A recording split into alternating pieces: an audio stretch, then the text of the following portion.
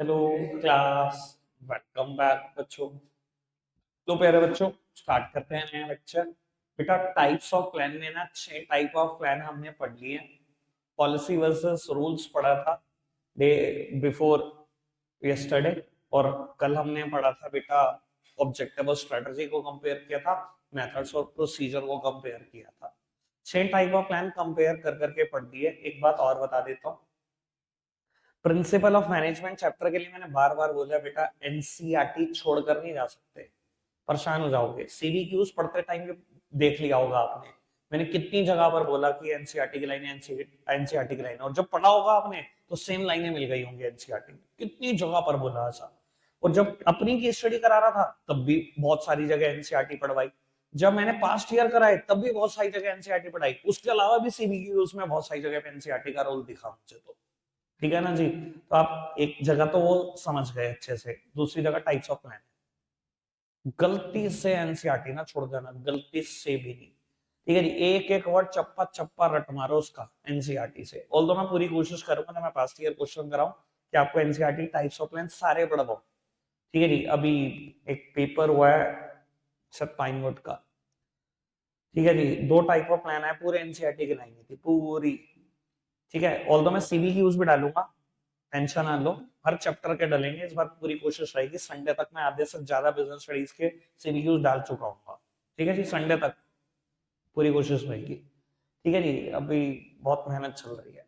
ठीक है बाबू, अब क्या करते हैं, फिलहाल 2 बचे हुए टाइप ऑफ प्लान है उनको खत्म कर देते हैं, चैप्टर को खत्म कर देते हैं और केस स्टडीज शुरू कर देते हैं आज ही।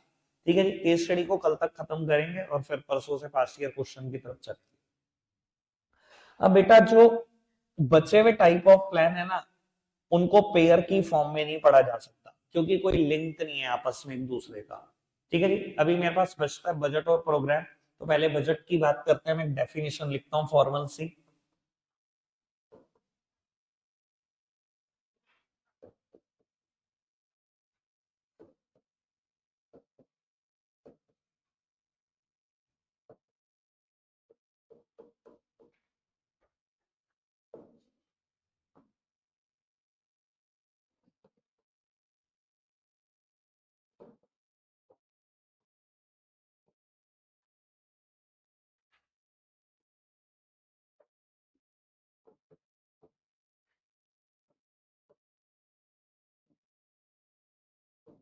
लो जी, मैंने बेटा बजट की एक डेफिनेशन लिखी है। Budget is the quantitative statement of expected results which is prepared for future period of time.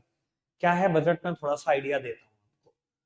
बेटा मेरी ऑर्गेनाइजेशन ना प्लानिंग करने के लिए ना बजट का इस्तेमाल कर रही है। ठीक है जी। और ऑर्गेनाइजेशन वैसे तो अपनी हर मेजर एक्टिविटी के लिए बजट बनाती है। तो ऑर्गेनाइजेशन हर मेजर एक्टिविटी के लिए बजट बनाती है, तो ऑर्गेनाइजेशन में हैव अ कैश बजट, में हैव अ परचेज बजट, में हैव अ प्रोडक्शन बजट, में हैव अ सेल्स बजट, में हैव अ मार्केटिंग बजट। हर मेजर एक्टिविटी के लिए अलग एक बजट होता है। ठीक है जी। बजट देखने में कैसा होता है मैं तुम्हें बता देता हूँ। बेटा मैं कैश बजट का एग्जांपल देता हूँ, सबसे आसानी से आपको वही समझ में आ सकता है। मान लो मेरा फाइनेंशियल ईयर है 1 अप्रैल 24 से लेकर 31 मार्च 25, और आज 1 अप्रैल 24 को बैठकर हम क्या कर रहे हैं, बजट प्रिपेयर कर रहे हैं 31 मार्च 25 तक के लिए। ठीक है जी, कैसा होगा देखने में कैश बजट, आइडिया दे देता हूँ। ये जो ओपनिंग फिगर होगी ना बेटा कैश की, ये बिल्कुल एक्चुअल फिगर होगी। 31 मार्च 24 को हमारे पास कुछ कैश बचा है, ठीक है जी। 1 अप्रैल 24 को हमने मान लिया कि कैश तो उतना ही है जितना 31 मार्च 24 को बचा है। ओपनिंग बैलेंस तो ये रहा। आपको बता देता हूँ पूरे बजट में सिर्फ एक ही एक्चुअल फिगर है, बस ये। इसके अलावा जितने फिगर मैं लिखूंगा, दीज आर मेयर एस्टिमेट्स, सिर्फ मेरे अंदाजे हैं। और अंदाजे क्यों है आपको पता ही है, फ्यूचर किसी ने नहीं देखा। 1 अप्रैल 24 को कैसे बता दूंगा 31 मार्च 25 तक क्या क्या कैश की ट्रांजेक्शन हो जाएंगे, किसी को नहीं पता। ये सिर्फ एस्टिमेट्स है, अंदाजे हैं जो एक रीजनेबल अजम्पशन पर बेस्ड है। ठीक है जी। और मैं बता देता हूँ बजट प्रिपरेशन में कितने सारे लोग इन्वॉल्व हो जाते हैं, आप सोच नहीं सकते। लगभग पूरी ऑर्गेनाइजेशन का हर मैनेजर इन्वॉल्व हो जाता है। ठीक है जी, बैठ के तो बना रहा होता है टॉप लेवल, पर यार किसी को इन्वॉल्व करना पड़ जाता है। मैं आइडिया देता हूँ अभी आपको। बेटा अब ओपनिंग कैश है हमारे पास, कुछ भी समझ लो, मान लो 2 करोड़ पड़ा है। ठीक है जी। आज हम सोच रहे हैं कि इस पूरे साल में कैश सेल्स कितनी हो जाएंगी। फटाफट से हमने सामान बेचा बुलवा लिया सेल्स मैनेजर को, बताओ क्या अंदाजा है आपका, कैश सेल्स कितनी कर दोगे इस पूरे साल भर में? तो उसने कहा जी सर पिछले बार करी हमने 12 करोड़ की सेल, बिल्कुल कैश। ठीक है जी, इस बार अंदाजा है कुछ बढ़ेगा, 15 करोड़ तक मान लो आप। उसने कहा जी 15 करोड़, हमने 15 करोड़ रुपए लिख दी। हमने कहा जी कितना कैश आ जाएगा डेटर से, कैश रिसीव्ड फ्रॉम डेटर्स, क्या अंदाजा है डेटर से कितना कैश आ जाएगा? ठीक है जी, उसने बोला जी सर अंदाजा है पिछली बार डेटर ने 3 करोड़ दिए थे, हम अभी हमारा उधार काफी बढ़ चुका है उनके ऊपर, 4 तक आने की उम्मीद है। अच्छा जी 4 करोड़ आ जाएगा, लो जी लिख दिया। ठीक है जी, चलो जी आपका काम खत्म, आप पहुंचो जी अपने डिपार्टमेंट में, जरा परचेस मैनेजर को भेज देना। बुलवा लिया जी उसको, कैश परचेजेस कितनी कर दोगे?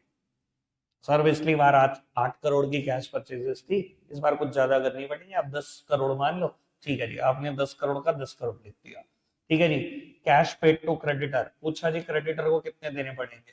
मैंने कहा जी पिछली बार 2.5 करोड़ दिए थे, बड़ी जिग जिग कर रहे थे, इस बार कुछ ज्यादा जाएगा, 3 करोड़ के आसपास चला जाएगा। अच्छा जी 3 चला जाएगा, लो जी 3 करोड़ लिख दिया। करते करते बेटा सारे कैश खर्चे लिख के, सारी कैश इनकम लिख के जो पूरे साल में हो सकती थी, जिस डिपार्टमेंट से जो रिलेटेड था सब मान लिया। ठीक है जी, एट द एंड मान लो ये निकल गया 17 करोड़। ठीक है जी, एट द एंड 17 करोड़ आ गया टोटल। आप मतलब समझे 17 करोड़ का क्या है? माना जा रहा है कि 31 मार्च 2025 को आपकी ऑर्गेनाइजेशन के पास 17 करोड़ का कैश होना चाहिए। ठीक है ना जी, अब मैं आपको बताता हूँ बेटा ये डेफिनेशन कहां से मिली।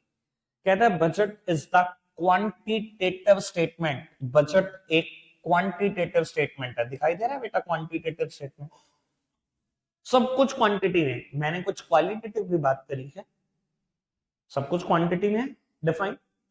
Budget is the quantitative statement of expected results, expected results, कितना एक्सपेक्ट किया जा रहा है आपसे? 17 crore cash, which is prepared for future period of time, जो फ्यूचर के लिए बनाया जाता है। दिख रहा है फ्यूचर के लिए बन रहा है, 1 अप्रैल 24 को बैठकर 31 मार्च 25 तक की बात कर रहे हैं। ठीक है ना जी, फ्यूचर के लिए बन रहा है। ठीक है, कोई दिक्कत तो नहीं, समझ में आया डेफिनेशन? पक्का से आगे की बात बोलू बेटा, ऑर्गेनाइजेशन में प्लानिंग और कंट्रोलिंग डिवाइस दोनों होता है बजट। पेपर में कभी कभी तो फेवरेट क्वेश्चन हुआ करता था, हर एग्जामिनर का फेवरेट क्वेश्चन था ये किसी टाइम पर, which instrument serve as a planning as well as controlling device, which instrument serve as a planning as well as a controlling device, the only instrument is budget. ये planning के भी काम आता है, कंट्रोलिंग के भी काम आता है। प्लानिंग तो दिख गई आपको कैसे करी, आपको कंट्रोलिंग भी दिखा देता हूँ, क्योंकि प्रोसेस का थोड़ा थोड़ा हिस्सा तो याद होगा बेटा। कंट्रोलिंग प्रोसेस का पहला स्टेप बोलता है सेटिंग परफॉर्मेंस स्टैंडर्ड, ये रहा setting performance standard, standard set हो गया जी। फिर आता है जी मेजरमेंट ऑफ एक्चुअल परफॉर्मेंस, मैं कहता हूँ एक्चुअल परफॉर्मेंस आई 15 करोड़। फिर आता है comparing actual performance with standard, compare कर लो जी, डेविएशन निकालो, निकालिए जी डेविएशन, 2 करोड़ की दिक्कत आई, कमी आई।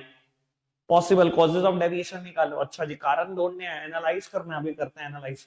पता लगा जी कैश सेल्स बताई थी, सेल्स मैनेजर ने 15 करोड़ करेंगे, 13 करोड़ हुई, बाकी सब एज इट इज है, भैया यहीं से 2 करोड़ का फर्क पड़ा। सर अगर ऐसा हुआ है, टेकिंग करेक्टिव एक्शन, एक्शन भी लिया जाएगा सेल्स मैनेजर के खिलाफ। तो दिख रहा पूरी कंट्रोलिंग भी चला रखी है बजट से ही, budget serves as a planning as well as controlling device. ठीक है जी, केस स्टडी के एंगल से मैं एक बात बोल रहा हूँ, आराम से सुनना और समझना है इसको बेटा। ऑब्जेक्टिव और बजट को आइडेंटिफाई करने में बच्चों को पसीने आ जाते हैं, क्योंकि objective is also a quantitative statement prepared for future without time, और ये भी एक्सपेक्टेड रिजल्ट ही बताता है। इसकी जो डेफिनेशन की 3 मेन बातें हैं ना, तीनों ऑब्जेक्टिव में भी हैं, वो भी फ्यूचर की बात ही बताता है कि फ्यूचर में क्या अचीव करना है, फ्यूचर की बात बताता है, क्वांटिटी में ही बताता है ज्यादातर केस में। तो केस स्टडी को छोड़ दो तो वैसे तो क्वांटिटी में ही बात करता है।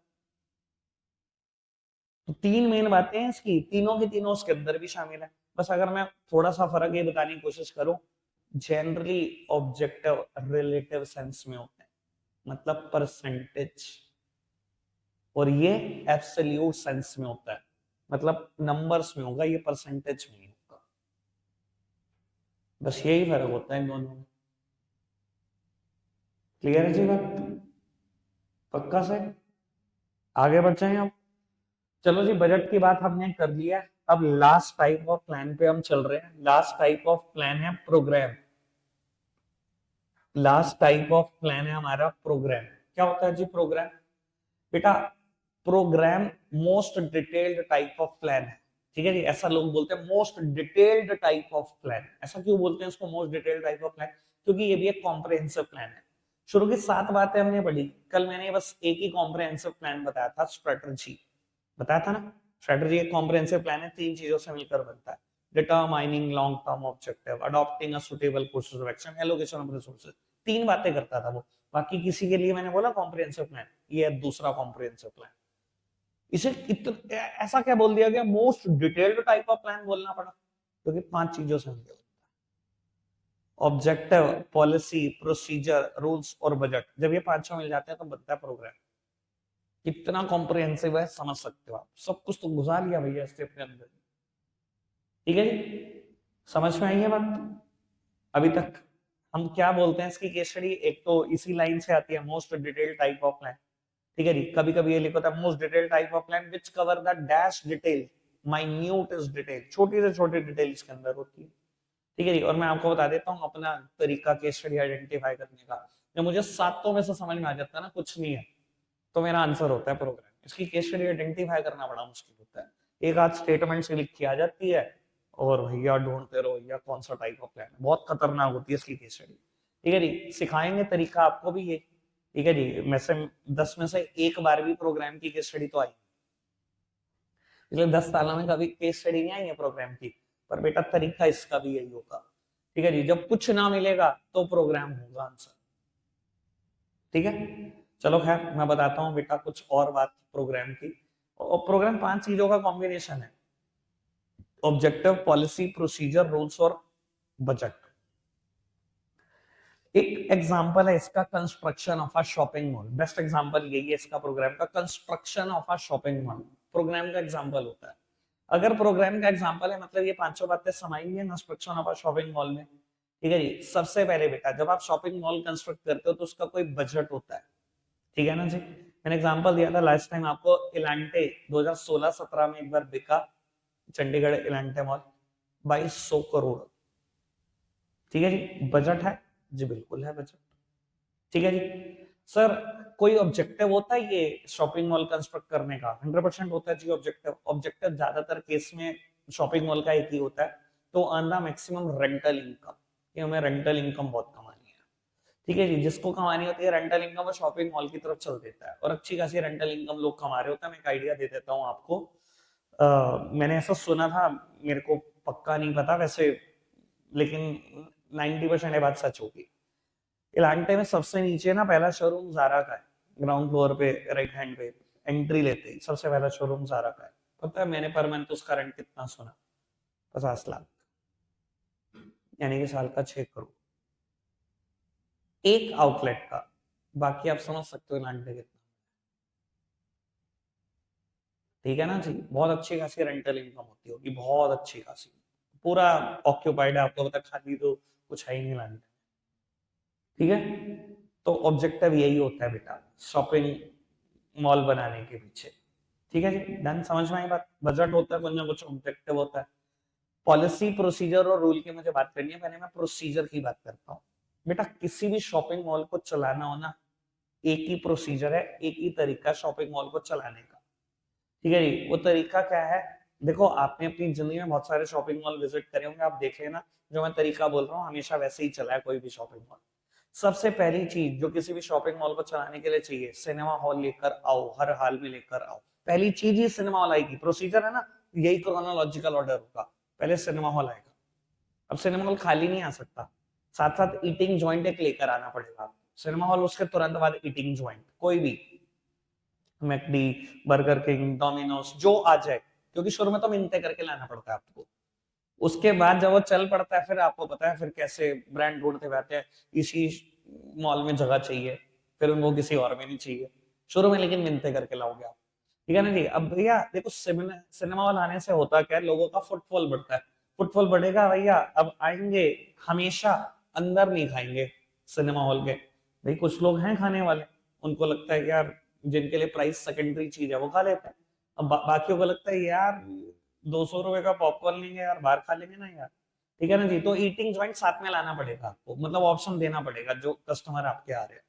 एक दो ईटिंग जॉइंट आ गए, उसके तुरंत बाद एक अच्छा आप कुछ शॉपिंग आउटलेट लाओगे, कोई भी अच्छा।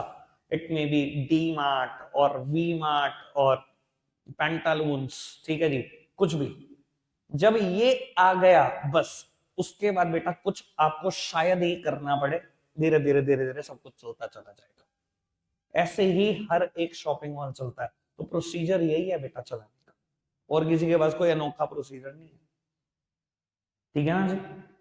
उसके बाद बेटा चौथा नंबर आता है पॉलिसी का। देखो, हर शॉपिंग मॉल की अपनी एक पॉलिसी है, ठीक है जी। ये पॉलिसी क्या, मैं आपको बता देता हूँ, छुपी हुई है, आपको तो पता लग ही जाती है बेटा।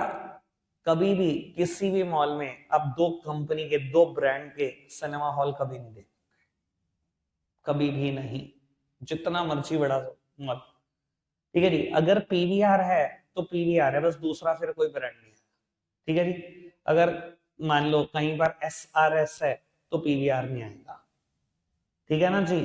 एक ही कंपनी का सिनेमा हॉल होगा। दो सिनेमा हॉल देखे कभी किसी भी मॉल में इंडिया में? इंडिया में क्या, फॉरेन में भी नहीं होते, कभी भी नहीं होते। यही तो पॉलिसी है, ठीक है जी।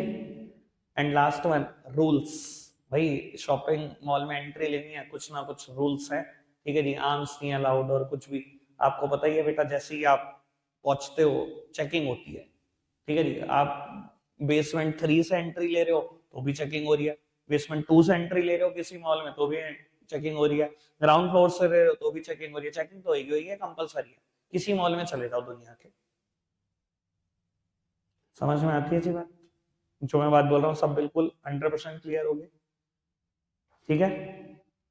बढ़ जाए आगे। तो बेटा यहाँ पर ना चैप्टर को पूर्ण विराम दे देते हैं हम, ठीक है जी। मैं केस स्टडी शुरू कर रहा हूँ, करो बेटा। अभी केस स्टडी सीक्वेंस से नहीं कर रहे, अभी टाइप्स ऑफ प्लान हमने खत्म करे हैं, तो टाइप्स ऑफ प्लान पे ही पहली केस स्टडी है। लास्ट टाइम ही मैंने आपको ऐसे ही कराया था शुरुआत, ठीक है जी। सीक्वेंस से हटाकर ही करा रहा हूँ शुरुआत आपकी केस स्टडी की। कहता है in the context of above case identify and explain the different types of plan being used by Flipkart by quoting line from the para. आपको टाइप्स ऑफ प्लान ढूंढने हैं सारे जो फ्लिपकार्ट ने इस्तेमाल करे, लाइन कोट करके बताने हैं, ठीक है जी। पढ़ने पर ध्यान देंगे पहले बेटा, आप ही पढ़ेंगे ढंग से, ठीक है जी। मैं पूछूंगा आपसे, पहले ये पढ़ो, जो मिलता जाए वो दिमाग में लिखते जाओ, या नहीं तो पेन उठा लो लिखते जाओ कि मुझे ये मिल गया।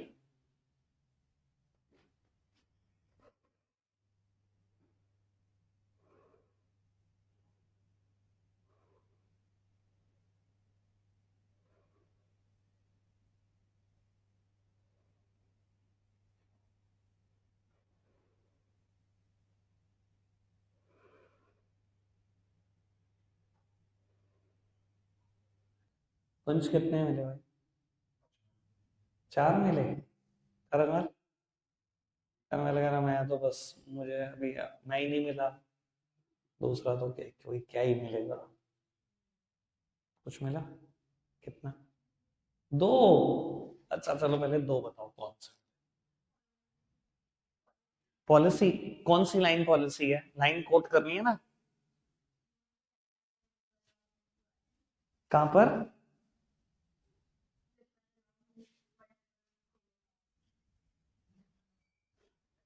ये तो है नहीं पॉलिसी, और बताओ।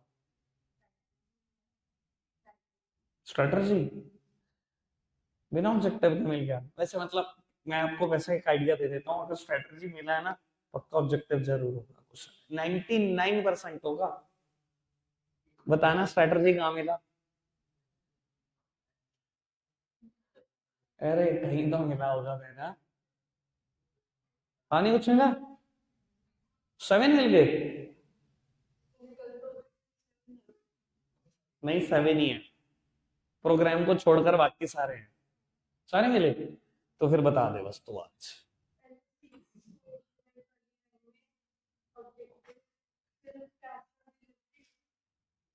रुक जा, हाँ बिल्कुल ठीक है, ठीक है, लेकिन एक मिनट रुक जा।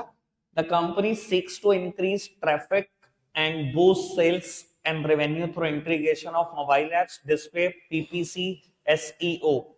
बेटा कल मैंने एग्जांपल दिया था ये कि क्वालिटेटिव ऑब्जेक्टिव भी हो सकते हैं, और एग्जांपल भी यही दिया था कि एक कंपनी कह रही है मैं अपनी वेबसाइट पे ट्रैफिक बनाऊंगी, ठीक है जी, और कंपनी ट्रैफिक बढ़ाना चाह रही है, चाहे बात क्वालिटेटिव है, ऑब्जेक्टिव है, ठीक है जी, आगे बढ़ो। In order to dispel the fear of people related to shopping online, Flipkart was the first company to implement the popular COD facility। बेटा क्या करना चाहते हो, क्या अचीव करना चाहते हो, वेबसाइट पे ट्रैफिक बढ़ाना चाहते हो, पर लोग तो बहुत डरे हुए हैं, इंडियंस तो कभी खरीदते नहीं, शॉपिंग करते ही नहीं, ऑनलाइन करी नहीं उन्होंने आज तक। तो उसने कहा अच्छा करी नहीं, कैसे अचीव करेंगे हम ये ऑब्जेक्टिव, हम फियर ही निकाल देंगे, हम सीओडी फैसिलिटी दे देंगे। पर आपको पता है ये जितनी बात इस केस में लिखी हुई है 100% ट्रू है। Amazon ने कभी सीओडी फैसिलिटी नहीं दी किसी भी देश में। जब ऐसा कॉम्पिटिटर मिला उसको फ्लिपकार्ट जैसा, तो उसको इंडिया में सीओडी देना पड़ा। Amazon की किसी भी देश में सीओडी फैसिलिटी नहीं है। समझ में आई बात, क्या अचीव करना है, वेबसाइट पे ट्रैफिक बढ़ाना है, कैसे अचीव करा, सीओडी फैसिलिटी देकर दो। ठीक है जी, हाँ जी मैडम अब बताओ कब।